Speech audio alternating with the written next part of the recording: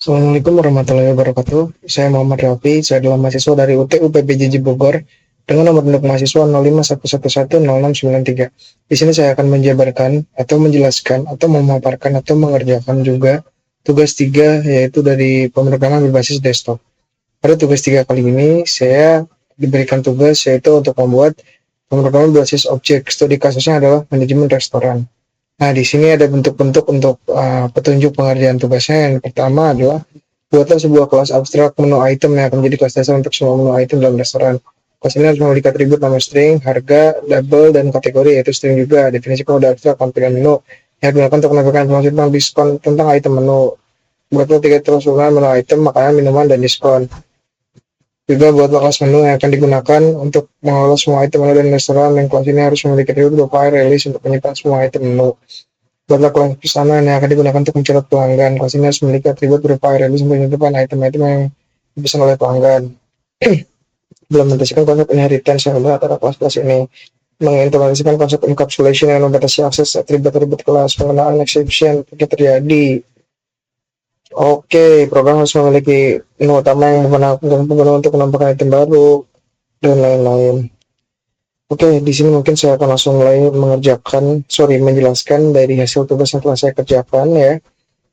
Tadi saya telah mengerjakan sebenarnya untuk tugas ini seluruhnya. Dari sini video kali ini saya akan menjelaskan saja setiap function dari yang saya buat dari setiap codingannya. Nah, sesuai yang diinstruksikan oleh tugas ya, yang dimana tugas itu diharuskan kita untuk membuat file masing-masing terkait diskon dan makanan, menu item, minuman, pesan item, dan juga utamanya itu mainnya gitu, core aplikasinya.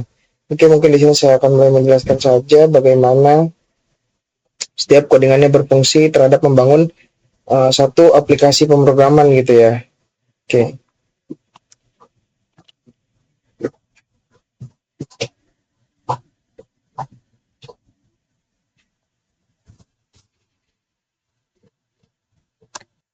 Oke, ya di sini saya akan menjelaskan terlebih dahulu terkait diskon.java ini fungsinya apa secara function gitu ya. Oke, yang pertama untuk diskon.java ini berfungsi sebagai apa namanya, turunan dari menu item dengan semantik berbeda. Ini merupakan kode yang terbentuk sebagai bagian dari kode utamanya, namun bukan item yang dikonsumsi, melainkan modifier pesanan.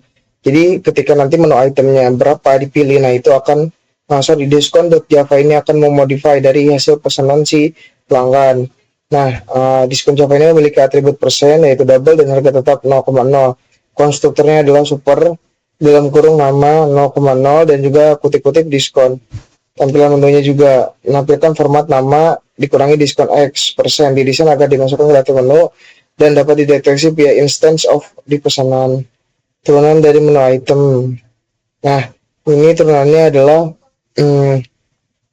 konstruktor menerima nama dan harga memanggil super nama, harga, makanan, mengoverride tampilan menu untuk menampilkan format khusus yaitu nama dikurangi RP makanan. Tidak memiliki atribut logika tambahan. Nah, di sini saya tunjukkan ya terkait codingannya seperti ini diskon.java ini.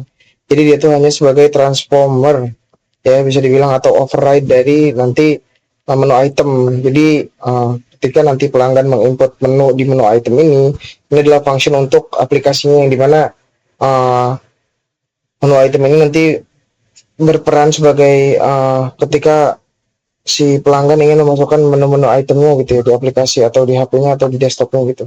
Nanti akan kepanggil nih aplikasi ini, yang dimana nanti ketika udah dijumlahkan akan didiskon sesuai dengan yang tadi disepakati pada rules di tugas. Misalkan 2 item diskonnya berapa, nah jadi menu item ini outputnya adalah diskon nanti gitu. Nah, si diskon ini mengambil data dari si menu item.java ini, begitu kurang lebih. Nah, untuk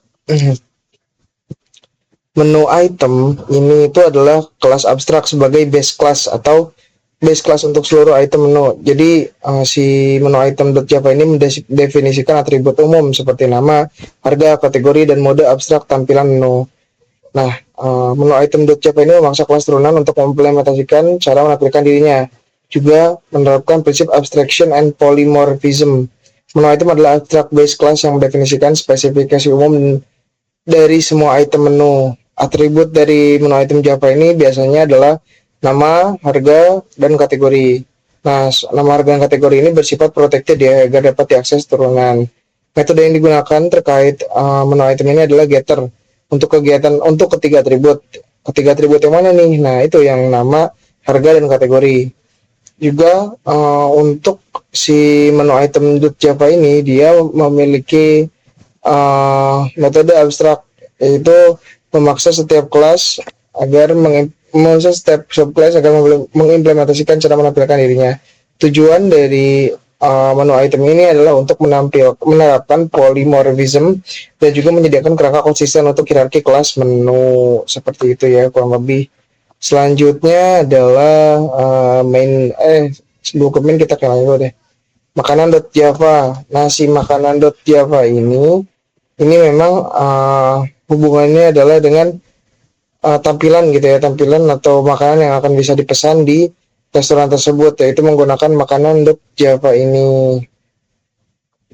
Oke, selanjutnya juga ada menu.java. Nah, untuk menu.java ini sepertinya adalah special request ya per hari ini gitu. Kenapa saya bisa bilang special request? Ini dikarenakan memang terkait apa namanya tadi, menu.java ini adalah utamanya dari sebuah turunan main.java, menu item.java gitu. Nah, jadi menu.java ini adalah merupakan kelas pengelola koleksi menu. Jadi nanti dia akan menyimpan array list atau menu itemnya, lalu menyediakan tambahan menu kah, atau get menu kah, atau tampilkan menu kah gitu. Semuanya memang berat sih, karena untuk get menu list ini perlu eksplisit diakses dari daftarnya, misalkan di main saat menu item. Nah, untuk tampilan angka pun ini agak, tampilan menu pun agak susah karena numerasi dengan nomor. Seperti itu ya kurang lebih. Lanjut terkait tugas ya.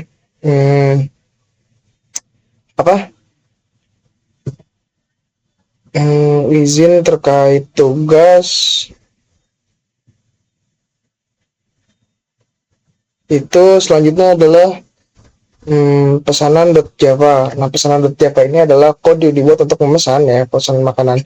Jadi ketika nanti user ingin membeli makanan di aplikasi, ya tinggal klik di menu misalkan beli. Nah, nanti menu beli ini akan kepanggil oleh user, yaitu pesanan.java. Begitu kurang lebih. Nah, oke, cukup berlama-lamanya, kita coba running terlebih dahulu saja ya terkait tadi penjelasan singkat gitu. Nah, mungkin sebelum penutup kita jelasin dulu main.java sebagai utama dari proses code ini. Nah, jadi semua code ini tidak akan berjalan tanpa ada main.java. Kenapa begitu? Karena si main.java ini dipercayakan sebagai deolit lah gitu. Nah, jadi sekalian belajar, sekalian melihat juga bagaimana seperti handover antara DO dengan deolit. Oke, di bagian main ini kita coba running ya terkait hasil tadi code kita, apakah sudah selesai, sudah sukses gitu ya. Oke, ini sudah muncul untuk konsolnya. Pilih satu deh, tambah menu. Coba saya pilih makanan deh, makanan itu ayam, harganya 12.000. Tambah item lagi, nama makanan, Muhammad Rafi.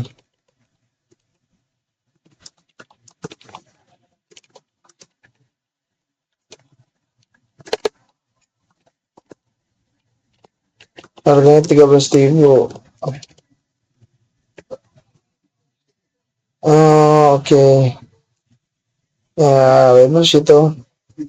Namanya gimana?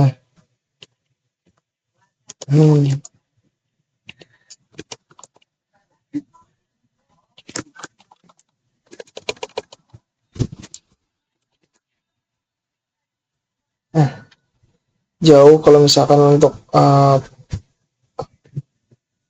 persennya di diskon. Nah, kurang lebih tapi seperti ini ya. Jadi tampilkan menu sudah bisa, tambahkan menunya kita sudah bisa juga. Coba kita tambahkan menu diskon. Kita coba pesanan makanan pelanggan Raffi. Oke, untuk nomor menunya udah nol selesai. Oke, tampilkan nol. Oke. Oke, baik, sudah selesai ya, kurang lebih seperti itu untuk praktikum tugas tiganya. Kurang lebihnya mohon maaf, terima kasih. Assalamualaikum warahmatullahi wabarakatuh.